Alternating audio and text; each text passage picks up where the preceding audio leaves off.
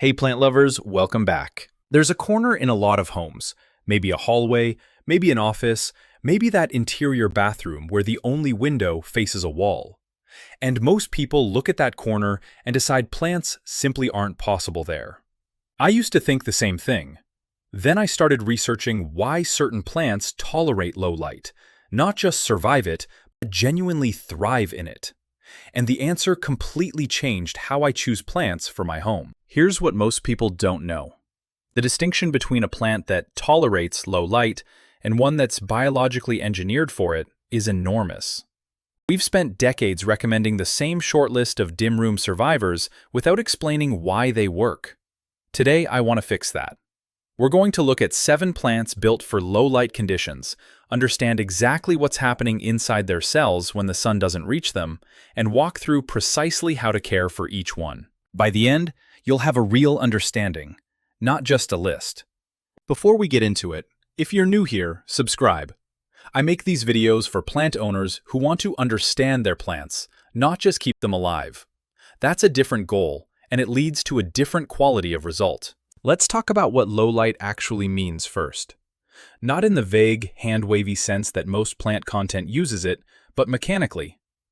A window in a north-facing room might deliver around 50 to 100 foot candles of light on a typical day. A spot 10 feet back from an east-facing window might get 25 to 50. Most houseplants need somewhere between 200 and 500 foot candles to maintain healthy growth. So when we say low light, we're describing conditions where a lot of plants would struggle to produce enough energy to maintain themselves, let alone grow. The plants on this list evolved in exactly those conditions, and they have specific biological adaptations that make the difference. There's also a point about light fall-off that changes how you think about placement. Light intensity doesn't decrease in a straight line as you move away from a window. It follows what's called an inverse square law. Double the distance from a light source, and you don't lose half the light. You lose 3/4 of it. That's why a plant that thrives 2 feet from your window might genuinely struggle at 6 feet, and why near a window is such an imprecise piece of advice. Moving from the windowsill to the middle of the room isn't a small shift in light levels. It can be an enormous one. The plants on this list are the exceptions to that curve. They hold their function even as you move deep into the room. The first adaptation worth understanding is chlorophyll density. Researchers studying shade-tolerant plants have found that they respond to low light by producing more chlorophyll per cell and growing leaves that are broader and thinner, essentially maximizing the surface area available to capture whatever photons are available. Think of it like widening a solar panel rather than improving the panel's efficiency. The individual cells aren't doing more per photon. They're just presenting more surface area to catch more of them. It's an elegant engineering solution. Where a sun-adapted plant would simply run out of fuel under a dim ceiling, a shade-evolved plant reorganizes itself to extract the maximum possible energy from the minimum available light. That's not tolerance. That's optimization. A 2024 study published in Scientific Reports, which tested foliage plants including Epipremnum aureum under workplace-level lighting conditions without daylight, found that plants adapt to very low light levels by increasing chlorophyll content and leaf surface area relative to leaf mass, essentially building more efficient light collectors. This is what every plant on this list does, to varying degrees. Some do it better than others. The ones that do it best are the ones we're about to meet. Now, let's go through them. The first one is the ZZ plant, which most of you probably know by its botanical name, Zamioculcas zamiifolia. This plant comes from the dry, rocky understories of Eastern Africa, Kenya, Tanzania, Zanzibar, down into parts of northeastern South Africa. The conditions there are defined by 2 things: irregular rainfall and heavy canopy shade. The ZZ evolved to handle both at once. The result is one of the most structurally sophisticated houseplants in common cultivation. Below the soil, thick rhizomes, sometimes called potato-like because of their shape, store both water and starch reserves. Those reserves are why a ZZ can sit in dim conditions for weeks without deterioration. When light is limited, the plant's metabolic rate drops. It doesn't panic. It doesn't push out desperate new growth. It simply runs on reserves until conditions change, and then it resumes. The University of Florida described Zamioculcas zamiifolia as more tolerant of low light levels than other foliage plants, including the snake plant and cast iron plant. A significant claim given how often those two species are cited as the gold standard for dim rooms. That range is real. A ZZ placed 8 or 10 feet from a window in a bright room will grow slowly but steadily. A ZZ in a windowless office with overhead fluorescent lighting will hold its form for months, sometimes years, with minimal change. You will not find many plants that can honestly make that claim. Care in low light is minimal by design. Water only when the soil has dried out completely. In genuinely dim conditions, that might mean once every 3 to 5 weeks.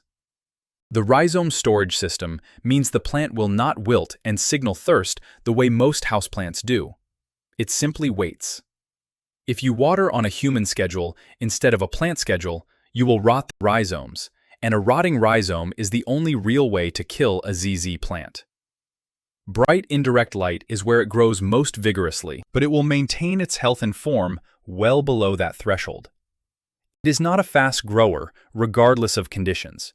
So patience is part of the deal. The second plant is one that most people either love or overlook entirely. The cast iron plant, Aspidistra elatior. If you haven't encountered this one, the name is the whole story. It's a Victorian-era houseplant that became famous in England and the United States during the 1800s, precisely because it survived conditions that killed everything else. Think about what a Victorian parlor actually looked like. Coal fires, gas lamps, drafty corridors, almost no direct sunlight. Air quality that would fail every modern standard. The Aspidistra not only survived those rooms, it became a symbol of middle-class respectability. George Orwell wrote an entire satirical novel using it as a central image. In 1936, the plant was that embedded in the culture. The University of Arkansas Extension documented this history directly, noting that the cast iron plant stood up to factory floor conditions, neglect, low light, and accumulating layers of dust, and emerged unchanged. That's not poetic exaggeration.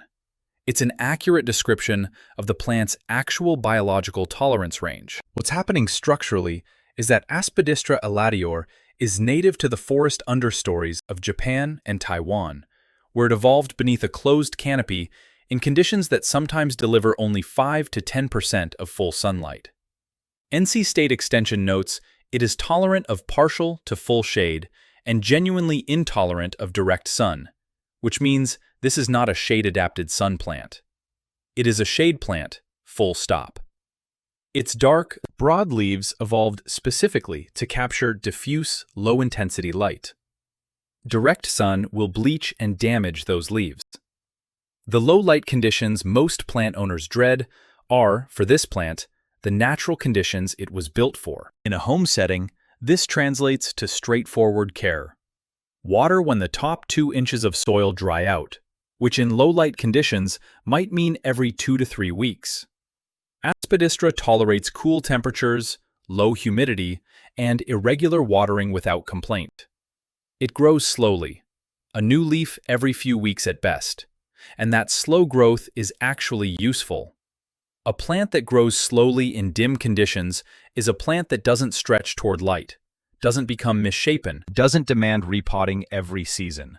It stays compact, architectural, and handsome for years without intervention. The third plant is the parlor palm, Chamaedorea elegans, and this one has the most interesting biological story of the group. Its native habitat is the rainforest understory of southern Mexico and Guatemala, specifically beneath a dense canopy that blocks most direct sunlight. Researchers studying natural Mexican rainforest populations documented that parlor palms in their native environment receive roughly 2 moles of photons per square meter per day. For context, A plant on a sunny outdoor balcony might receive 50 to 60 times that amount. The parlor palm didn't just adapt to those conditions. It evolved with a compensatory mechanism that makes it genuinely unusual. Here's what strikes me about this. When a parlor palm loses leaf surface area, from herbivore damage, breakage, old fronds declining, it responds by increasing its net assimilation rate and producing replacement leaves with greater surface area per unit of mass. The plant can restructure its leaf architecture to extract more energy from limited light. That's not passive tolerance, that's active optimization. In a home, this means the parlor palm genuinely grows in low light, rather than merely surviving. Progress is slow. You might see 2 or 3 new fronds per year in genuinely dim conditions. But the growth is real, and the fronds that emerge are healthy. The care requirement is modest. Keep the soil lightly and consistently moist, give it temperatures above 60 degrees Fahrenheit, and keep it away from forced air heating vents that will desiccate the fronds. The parlor palm is non-toxic to cats and dogs, which matters for a significant portion of the people in this hobby. The fourth plant is the Chinese evergreen, Aglaonema. This is where I want to pause for a second, because the Chinese evergreen is frequently recommended for low light without any explanation of what makes it different from, say, a pothos in the same conditions. The difference is meaningful. Aglaonema is native to the tropical forest floors of Southeast Asia, where it evolved under heavy canopy shade with high humidity and indirect light. The plain green varieties have high chlorophyll concentrations. Those deep, flat, saturated leaves aren't aesthetic choices. They're functional adaptations. Here's the part worth understanding. Aglaonema varieties with silver or pale green variegation hold up better in low light than the brightly colored pink and red cultivars. This is because the colored varieties have reduced chlorophyll in the variegated tissue.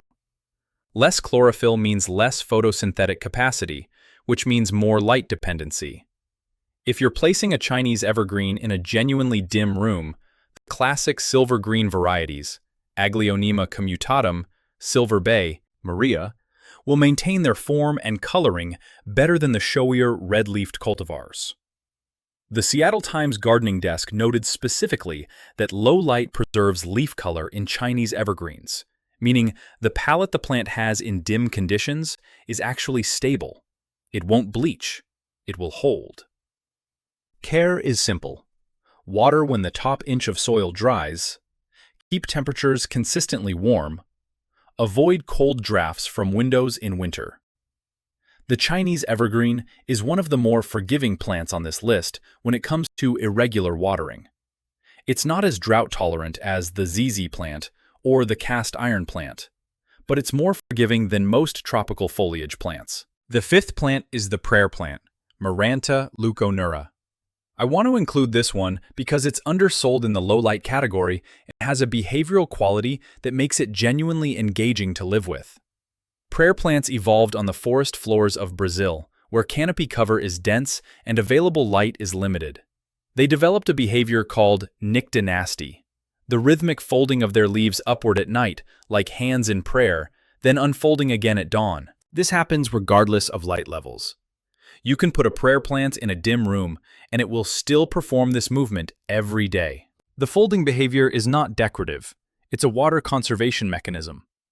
By closing the leaf surfaces at night, the plant reduces moisture loss through the stomata during the cooler, darker hours when photosynthesis isn't happening anyway. It's an efficient use of biological resources.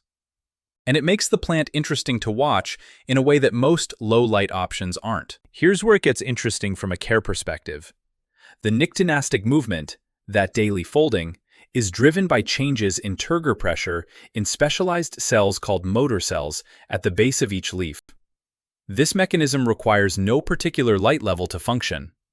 It's triggered by the reduction of light intensity as night falls, which means even in a room with no natural light, the changes in artificial lighting schedules will still prompt the movement. A prayer plant under a room lamp that you switch off at bedtime will fold and unfold just as reliably as one in front of a window. The leaf patterns, those dark green chevrons on a lighter green field, with red veins running through them, evolved as visual camouflage in dappled rainforest light.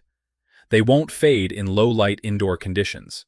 In fact, high light is more likely to bleach the patterns than low light is to dull them. Keep the soil consistently moist but never waterlogged. Provide humidity where possible. A pebble tray with water works well, or a bathroom location is genuinely ideal. And keep temperatures above 60 degrees Fahrenheit.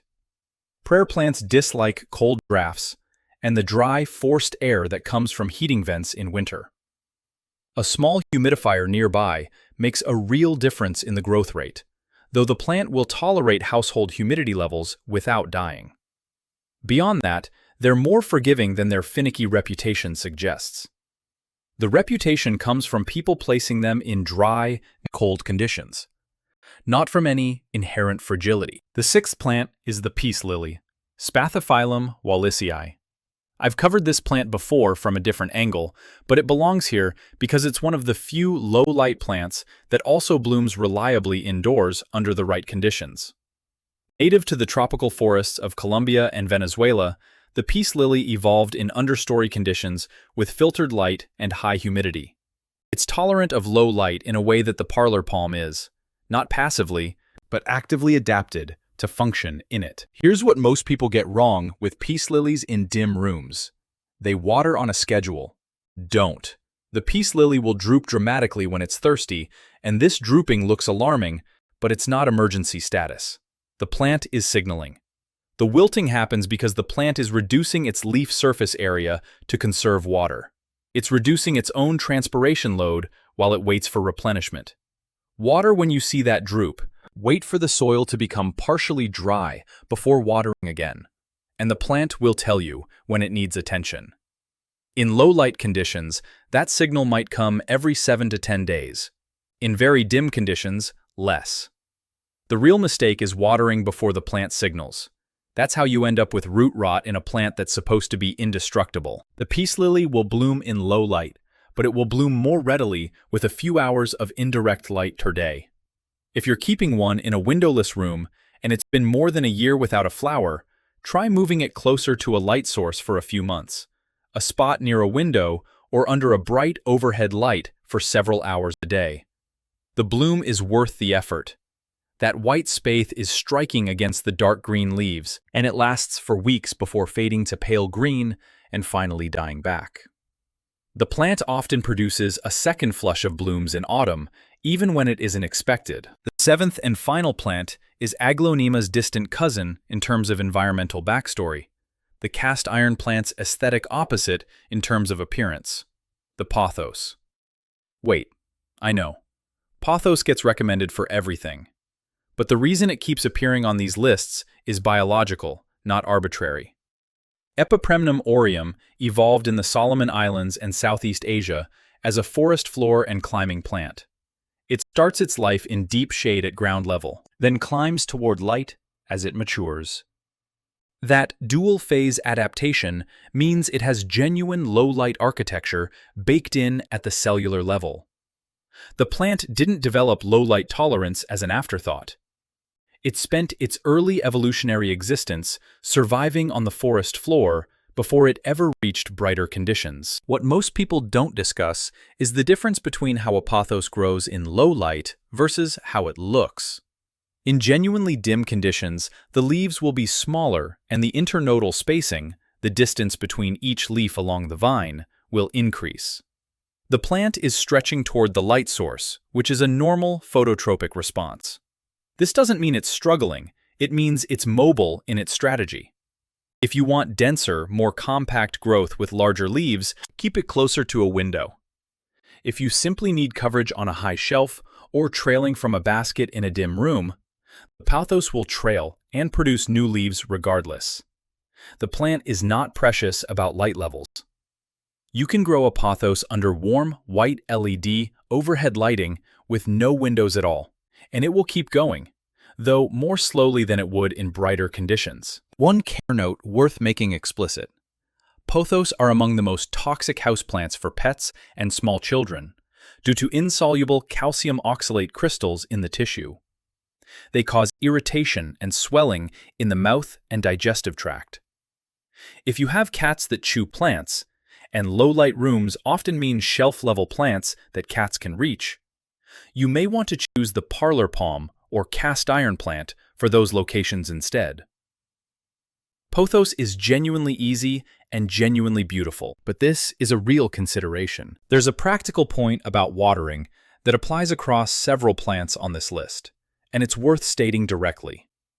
In low-light conditions, every plant on this list will need less water than its care tag suggests.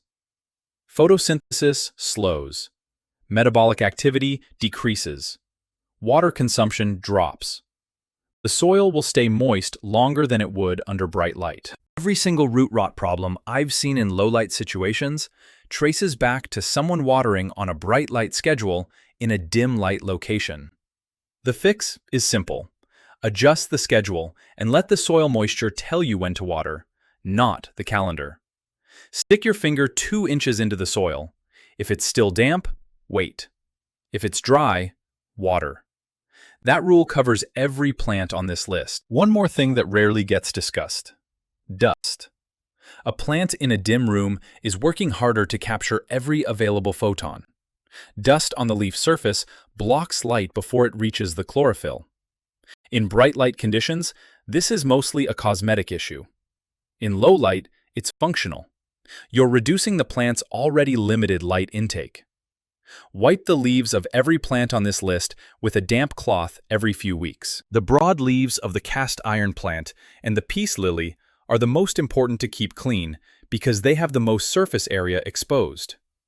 This single habit makes a measurable difference in how these plants perform in dim conditions, and almost nobody does it consistently. If you take one thing from this, don't let a dark corner stay empty. These 7 plants evolved across some of the most lightless environments on Earth. The rocky, dry understories of East Africa, the forest floors of Brazil, the closed canopy rainforests of Central America, the dimly lit parlors of Victorian England. And they developed sophisticated biological systems to not just survive there, but to grow, function, and in some cases, bloom. Your hallway, your dim office, your north-facing bedroom. Those are not hostile environments. For these plants, they're close to home. The mistake most people make isn't choosing the wrong plant for a dark room. It's treating the darkness as a problem to be solved, rather than a condition to match. When you match the plant to the condition, instead of fighting the condition, the results are almost automatic. The ZZ won't demand more light from you. The cast iron plant won't punish you for forgetting it for 3 weeks. The parlor palm won't collapse because the sun never hits it directly. These plants made peace with dim conditions long before they ended up on a shelf in your living room. Your job is mostly to stop interfering with that peace. Start with 1. Pick the plant that fits your light level and your watering reliability. If you travel frequently or forget to water, choose the ZZ plant or the cast iron plant. They're built for that. If you have pets and children and need something non-toxic, the parlor palm is your answer. If you want something that moves and surprises you, try the prayer plant. If you want color in a dim space, the Chinese evergreen silver varieties will hold their palette for years without sun. Every one of these plants can live a long, healthy life in conditions that would exhaust most other species. They just need someone to stop trying to give them conditions they weren't designed for. If this helped you think differently about what's possible in your space, hit the like button. It helps other people find this kind of content, and that's genuinely the reason I make it. Take care of your plants.